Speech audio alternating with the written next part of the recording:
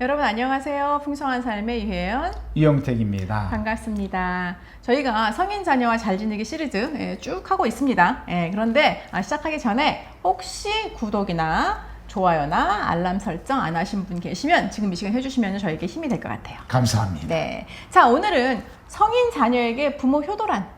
네, 부모 효도. 이 효도가 참 아름다운 거지만 이 성인 자녀와 부모의 관계에 이 치명적인 문제를 발생할 수 있다는 거예요. 그렇죠. 그렇죠. 사실 우리가 이미 그 부모를 공경하는 효도에 대해서는 한국이 갖고 있는 그 전통적인 유교의 영향이 상당히 큽니다. 그래서 이 인간관계, 모든 인간관계에서 이 효도적인 관점, 부모 공경하는 거에 대해서 상당히 많은 오해, 특히 잘못된 부분이 있어요. 우리 기독교인의 관점에서 볼 때에 그런 것을 좀 우리가 좀 먼저 얘기해 보기로 원합니다. 네, 그렇죠. 우리가 의식적으로 꼭 받아들여야지 하지 않았더라도 너무 긴 세월 그 문화에 있었기 때문에. 그런데 유교나 이 전통 사상에 무엇이 있냐면은 인간 가치, 한 인간이 어떠한 가치를 가졌느냐의 기준이 좀 다른 것 같아요. 누구는 좀 더 가치 있고 누구는 좀 덜 가치 있고 이런 것들이 있다는 거죠. 그래요. 즉 유교적인 관점에서는 이게요, 인간관계는 수직적인 인간관계로 이해를 하는 거예요. 그래서 누가 더 위고 누가 더 아래. 그렇죠? 그 군사부 일체해가지고 임금과 부모와 선생님은 가장 중요한 부분. 그리고 그 밑으로 내려가는 그 수직적인 관계로 봅니다. 특별히 부모를 공경하는 이 효도에 대해서도 이 수직적인 관계로 이해를 하다 보니까 그 칠거지약이라는 게 있지 않습니까? 부모를 효도하지 않는 그런 며느리는 쫓아낼 수 있다라는 그런 일이 무서워요. 그런 그 수직적인 관계로서 인간관계를 이해하고 적용해가는 것을 보게 됩니다. 그리고 또 왜 삼국유사 아시잖아요. 뭐 저는 읽어본 적이 없지만 거기에는 자식과 배우자를 희생시켜서라도 부모님을 잘 공경해야 된다.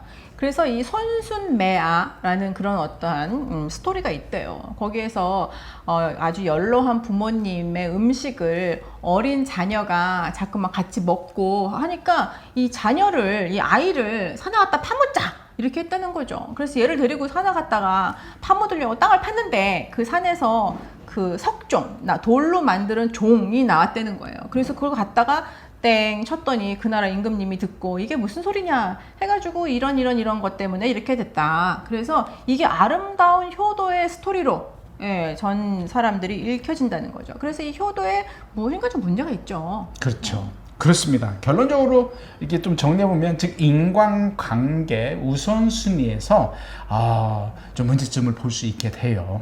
그렇죠. 그래서 또 명심보감. 아까 삼국유사 말씀드렸는데 명심보감에 이런 말이 있어요. 형제는 수족이고 부부는 의복이다.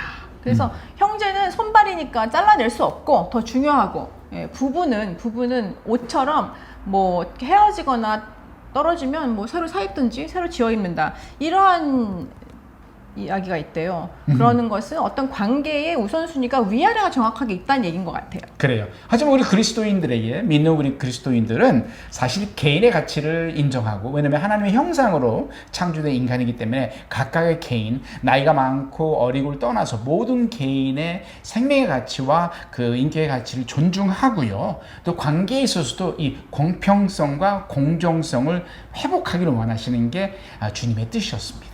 그래서 모든 인간이 그런데 그러면은 성경에서 말하는 효도는 모든 인간이 그런데 효도는 그럼 어떻게 해야 되는 건지, 성경에서 말하는 효도가 도대체 무엇일까요? 자, 부모와 또는 부모에 대한 효도를 말하기 전에 성경에서는 더 중요한 걸, 더 강조하는 게 있어요. 그게 무엇이냐면은 하나님을 경외해야 된다라는 것을 강조하고 있습니다. 하나님을 경외함을 부모와 자녀에게 요구하고 계세요. 하나님께서. 그래서 여호와를 경외함이 그렇게 해서 이제 구약에서 그랬다면 신약에 와서는 그것이 주 안에서, 모든 관계가 주 안에서, 그래서 그 하나님을 경외하는 것이 모든 인간관계의 기초가 돼야 된다는 거죠. 주 안에서.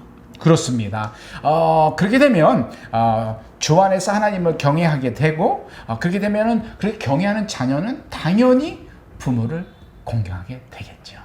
그래서 이 부모로서 내가 정말 하나님을 경외하고 있는지, 그 다음에 이게 모범이 되고 있는지, 그 그다음에 양가 부모님, 결혼을 했다면 이제 양가 부모님이 있게 되잖아요. 저희 같은 경우는 저희 시부모님은 지금 다 이제 하늘나라 가셨지만 살아 계실 때 어떻게 양가 부모님에게 저희가 공경을 했는지, 그리고 또 꼭 우리 부모님 아니더라도 주위에 있는 어르신들을 어떻게 섬겼는지, 그런 것들이 모두 주 안에서 공경하고 존중해야 된다는 거죠. 그렇습니다. 이러한 기본적인 성경적인 효에 대한 것을 이해하면서 성인 자녀는 이걸 도대체 어떻게 이해하고 적용할 것인가?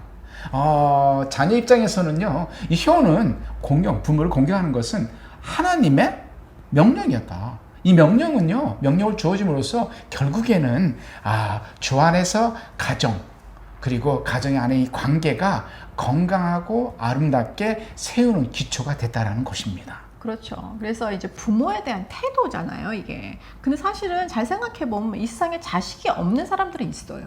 근데 부모가 없는 사람은 없어요. 맞습니다. 그렇죠. 부모가 없이 세상에 태어날 수 없기 때문에, 그래서 모든 자녀들은 부모에 대한 태도가 공경과 존중. 그래서 영어로는 honor and respect. 그게 기초가 돼야 된다는 거죠. 예. 주 안에서 부모를 공경하라라는 말씀을 우리에게 주셨고, 그 의미를 좀 이해할 필요가 있는데요. 여기서 공경하라는 말의 의미는 부모를 정중히 대해라. 가치 없게 생각하지 말고 마음으로 존중하고 귀히 부모님을 여겨라 라는 의미가 있습니다. 그리고 또 부모님들이 이렇게 연세가 많이 들으셨을 때 실질적인 어떠한 감정적이나 물질적이나 시간적인 것을 도움을 드리는 것을 사실을 존중과 공경이라고 표현할 수 있습니다. 특히 나이가 더 드는 부모님들에게는 우리의 손길, 우리의 지원이 필요하잖아요. 많이 필요하죠. 예. 그래서 그걸 표현하는 것이 정말 하나님 안에서 부모를 섬기는 아름다운 효의 모습이라고 생각을 합니다. 자, 그러면 부모가 이 효를 어떻게 공경하는 걸 어떻게 이해하고 우리가 어떻게 적용할 것인가를 잠깐 나눠보기를 원해요. 당연히 자식은 부모를 효도해야 됩니다. 공경해야 됩니다. 맞습니다. 그런데 성인 자녀가 이제 부모를 공경하는 것은 어떻게 되냐면 자발적이며 의도적으로, 그리고 이타적인 마음으로 감사의 표현하는 게 부모를 공경하는 것이다 라는 것이죠. 그래서 부모된 우리가 성인 자녀에게 효도를 요구할 수 없다는 거예요. 그러니까 사실 저희 부모님 아직 살아 계신데 저희 부모님이 저에게 효도해 라고 요구할 수 없는 것처럼, 저도 성인 자녀에게 효는 요구하는 것이 아니고, 그 다음에 효가 저희 성인 자녀에게 저희가 받았을 때는 그것을 당연하게 받는 게 아니고 감사한 마음으로 받아야 된다는 거죠. 그래요. 사실 성인 자녀들이 부모에게 어떻게 효도할 것인가, 부모를 어떻게 공경할 것인가는 성인 자녀 스스로가 잘 결정을 하고 하나님을 경외하는 것처럼 부모를 그렇게 공경할 필요가 있다라는 것이죠. 예, 그래서 부모가 성인 자녀를 잘 존중했고, 또 부모가 또 부모님들을 또 잘 모신 것을 본 성인 자녀들은 사실 효도하고 공경하고 그럴 거예요. 그리고 서로 존중한다면 아름다운 부모 공경의 열매가 맺히지 않을까 싶습니다. 그렇습니다. 정리해보면 그렇습니다. 부모가 자녀에게 하는 대로, 부모가 자녀에게 하는 대로 자녀도 부모에게 하죠. 그런데 또 한 가지 기억해야 될 게, 우리 부모가 우리 부모님들에게 어떻게 하는 것을 우리 자녀들이 듣고 보고 그대로 우리에게 할 것이라는 것이죠. 그렇죠. 그래서 부모가 자녀를 존중해야 된다는 어떤 그런 의미가, 존중하고 서로 배려해야 되는데, 존중이라는 것은 사실 조금 이렇게 추상적인 단어거든요. 그래서 이걸 어떻게 자녀에게 보여주냐, 이런 것은 좀 참아주고 신뢰하고 기다려주고 그 결정을 인정해주고 수용해주고, 그러는 것이 그 자녀들이 부모에게 효도할 수 있는 그런 어떤 공간을 마련해 주는 것 같아요. 그래요. 자, 정리해볼까요? 특별히 100세 시대를 맞이하는 우리 부모들은 자녀들이 또 우리에게 하는 것을 좀 잘 들어주고요. 그들의 인도함과 그들의 결정을 좀 수용하는 준비를 좀 할 필요가 있는 것 같아요. 그렇죠? 그렇죠. 그래서 특별히 지금 50대, 60대, 70대 된 부모님들, 성인 자녀가 있는 부모님들 지금 굉장히 짱짱하죠. 그렇죠. 그렇지만 내가 이 모든 것을 결정하고 내가 주관적으로 해야겠다는 생각을 조금 버려야 될 필요가 있다는 거죠. 왜냐면 우리도 80대고 90대요. 그래서 아까 말씀드린 것처럼 저희 이제 시부모님은 다 90이 돼서 하늘나라 가셨는데 그 90이 넘어가시는 그런 무렵에는 사실 거의 모든 것들을 스스로 결정하시지 못했고 저희가 결정을 했었거든요. 그렇기 때문에 지금 5, 60대 부모님들도 그때를 생각하면서 우리 성인 자녀와 건강하고 좀 행복하고 든든한 관계를 맺는 것이 굉장히 중요할 것 같아요. 그래요.